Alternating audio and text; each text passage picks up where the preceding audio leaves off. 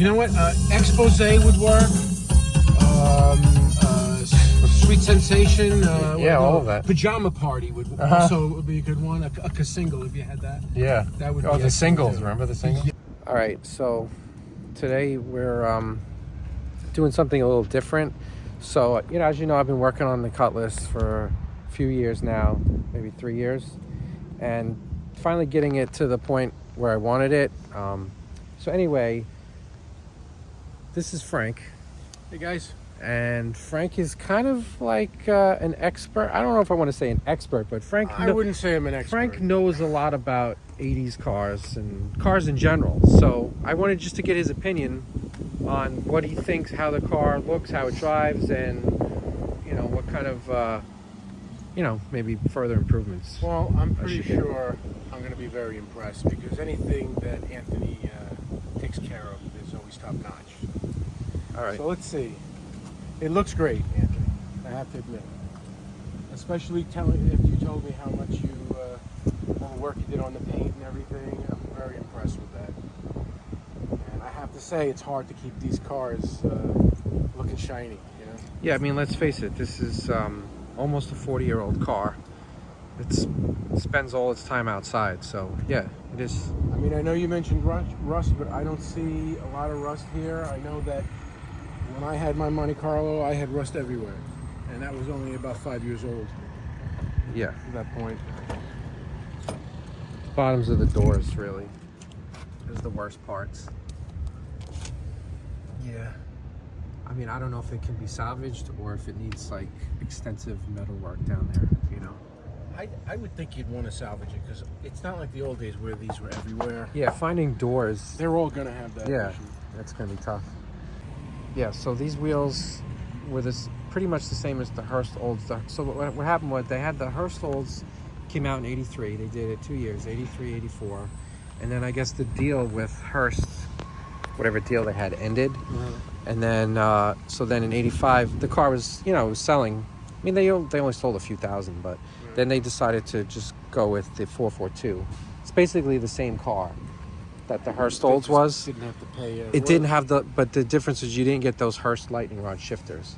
But it's basically the same car, same engine. Those are automatic? Those are automatic, yeah. So those are really It's an automatic with extra shifters. You could, shift each gear separately with a separate handle. So that's sort of like today with the... Like those auto stick things, paddle. It was kind of the same kind of concept, I guess. So then they did this 85, 86, 87. They did the 442. But the rims, were they black in the center for the Hurst? They might be, yeah. They're not gold. And then they have the stripe around is red, I believe. The other thing too about this is that this center is the same width, the same diameter. Yes, as the 14-inch. It's just a bigger hoop. Yeah. Yep. And these centers are separate. They're welded in. So it's the same wheel. I love these rims. As I was saying before, Anthony, I think what you need to do is get one of those inserts, that you used to sell at Autobarn for the Playboy thing. The Autobarn. Do they still have Autobarn? You're going to have to look for some place that bought out their stock and maybe, they got it on eBay. And then on the back, you'll have to get one of those Italian flag thingies that everybody has. I wonder what happened to the one I had from the Grand National. I wonder if I still have it. You still have one of those? I have yours. That was from... Oh, that's the one? I gave it to you? Yeah. And there it is. Yeah, I knew it was around somewhere. I got to bring it back because I put a magnet on it. I put it on my brother-in-law's truck. We should just put it on here just for fun. All right, you want to go take a... Let's take a ride. Quick ride there. Do I have to... Just crank it. See if you crank it. All right, give it a little gas. So, that I remember. Giving a little bit of the gas just to get it going. The gauges work good. Yeah, gauges work. They weren't working when I got it, but they work now. Wow. Oh my God. This is a blast from the past. Yeah, the dash lights weren't working. A lot of things weren't. Here's another thing that I don't do too often is being able to turn my head over and look. That's one thing I love about driving these cars is they're so easy to park and maneuver. And you got good view, You look out the back and you actually see where the car ends. Yeah, and you can see if there's someone standing behind you. You don't need a camera, because the back isn't jacked up so high in the air. I mean, my car now is very difficult to see. I don't even want my kids driving it because it's so hard to see. Do you want me to go on to the... Go out on the road, wherever you want.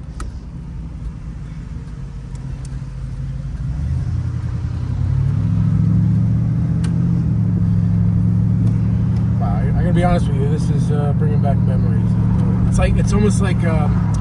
what do they call that when you remember every motion that you do in a car? I forgot what they call that.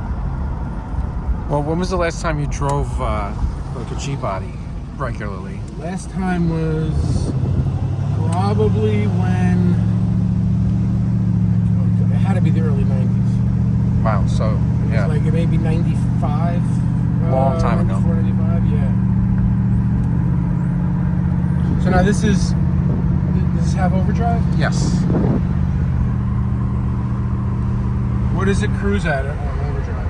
On the highway, like 2,500. If you're going, like, keeping up with traffic. You know, I remember these cars brand new because a friend of mine had one, and I remember how tight it was. But you know, these cars They loosen up a little over age.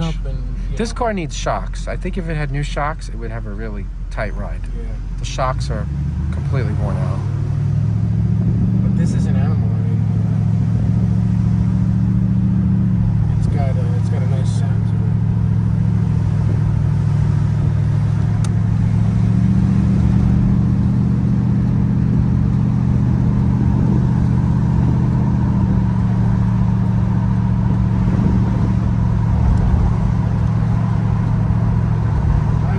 Honest with you,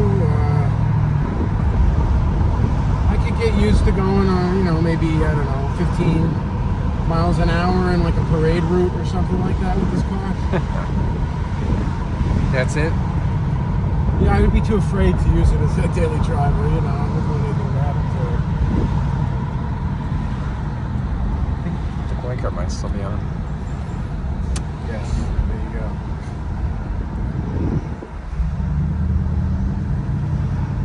You know, they say that these GM cars, the signal stalk is like breaking a small chicken bone whenever Yeah. the ride on it. And they're right. It does feel like it's going to break, right? Yeah. Just me. But the ride is smooth, you know. Yeah. The ride is very smooth. I mean, you could still daily drive a car like this if you wanted to. It's not like that ancient where it feels like no, I mean weird or whatever. I still daily drive an older car, but so Anthony, like I was saying, all these Jeep bodies, they all had their pluses and minuses, and you know, mine, Monte Carlo seemed like a bigger hood, and like we discussed, probably the Grand Prix did, the '80 Grand Prix, you know. But I think one of the best models probably was the Regal with the turbo in it, which is another car that you have that I'm sure your viewers know about. And this car had elegance, and it had a huge following, even though you had other things about these cars that people love. It was this car that, well, the '84 Cutlass, they told us, was the most stolen car all the way up until the mid-90s. I don't know offhand, but I'm guessing they made more Cutlasses than any of the other. I don't know if they averaged it out or whatever. Yeah. I mean, but I used to see them everywhere. You know, I found that hard to believe, but there were a lot of Cutlasses out there, a lot. And I always wanted to get a Cutlass, but they were kind of expensive compared to some of the other ones. And then who knew some of the 1980 G bodies would become so popular, like the Grand Prix. Yep. And even the Cutlass from then, you know, with the single headlights were pretty nice. I never quite liked the first downsized Monte Carlo, but yeah, definitely 81 and up I liked. These I liked. Regals I liked. I always liked the 81 and up mostly. I did like the 78 to 80 Grand Prix. My aunt had. Yeah, did like that was a nice one. And that one looked kind of like the later G bodies. but it really had a lot to That's what relate got with the that's early what got me G-bodies. into G-bodies, because when I was a kid, she used to drive me all around in that thing. Then when I was able to drive, I drove her car, and then I got an 86 Cutlass Salon. Well, I know you had a lot of nice ones, to be honest with you. I tell you, And that was one of my favorite cars ever. Was that 86 Cutlass Salon. It's very similar to this car. It was two-tone gray with gray interior, but it's basically the same car. The Cutlass Salon is what this is based on. yeah. If I could have gotten one of these years ago, believe me, I would have.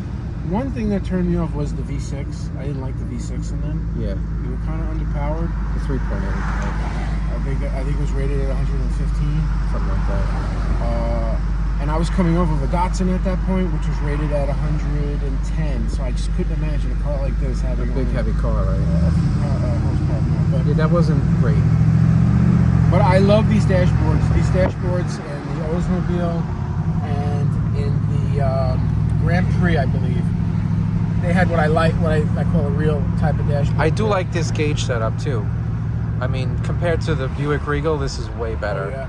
The Regal, even the Grand National, it's like one of those big sweeping speedometers. Oh, I like with, that too. with warning lights, no actual dummy gauges. lights? Yeah, dummy lights. I do miss the long sweep, you know? Yeah. Well, the base Cutlass would have the sweeping speedometer. Right. This is the Rally Pack, or whatever they called gauges, which came with, was an option on all the Cutlasses, but I believe it was standard on a Cutlass Salon 442. Hey, let me ask you. So this little drive we just did, how many gallons of gas do you think we just used? Probably 1 to 2. I'm sure the needle moves. No, seriously, I think I live about 20 miles away from work, and I think I could do 3 trips to work. That's all you're gonna get out of a tank of gas. You get about, if you're lucky, about 140 miles to the tank. So it's not great. And that's mixed, mostly highway driving. I mean, I guess that's the price you pay, right? Yeah. I mean, I don't know if it was better when it was new. It would have to be, I think. I don't know. Like I said, this carburetor's got some issues, so who knows? I never cared about mileage back in the day because when I was driving, I mean, gas was about $1.25 maybe. All right, so Anthony, one thing I wanted to tell you about this car, and I was amiss, I'm not saying it before, is that this car was a great car for Guido. It was this car and I think the IROCs they used to love driving. Those are prime Guido cars. And one of the things you would do is I think you would move the seat all the way back. So I think I got it all the way back. Yeah. Then you would take your leg.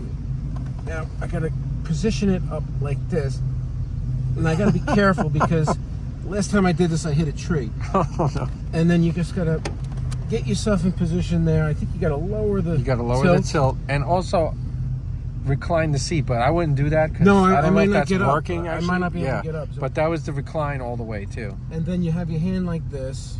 And then you also have to lean over towards the center of the car. Oh yeah, yeah. So when someone's driving behind you, your head is like right in the there, center like of the car, because you always got to be very. You got to be able to get near the radio.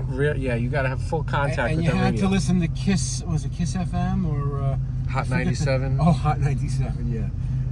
95. Or what do they call it? 103.5 WKTU. KTU. Yep. Depending on where you were, and then you just cruise like this. Now the problem I'm going to have your Johnny O tape. Or TKA. I might have that. What do I have right here? Oh yeah, I have it. We could totally do it. TKA. All right, let's see. Of course, you would want the tint too, so when you go cruising, you could roll up the window just above your eyeball level. You know what? Expose would work. Sweet Sensation. All of that. Pajama Party would also be a good one. A single if you had that. Yeah. That would. Oh, be the singles. Remember the singles? Yeah. Pajama Party. Yo, no say. Don't ask me how I remember that. Was that Robert Palmer in there? Yeah. Wow. Oh, remember this one? Sophie B. Hawkins. Damn, I wish I was your lover. Yes. Oh my God. Hey, I'm gonna take this, okay? I saw you that. Might be able to afford it. But if you do buy the car, Frank, I throw in the tapes. Oh, that's really nice of you. I appreciate that. I love the EQ too. I love that. Yeah. All right, so we're gonna wrap this up. Thanks to Frank. Anthony, for you got a winner giving, here, giving okay? his opinion, and I'm gonna close this in. all right. Thumbs up. All right, catch you guys next time. Thanks for watching. Please like, share, and subscribe.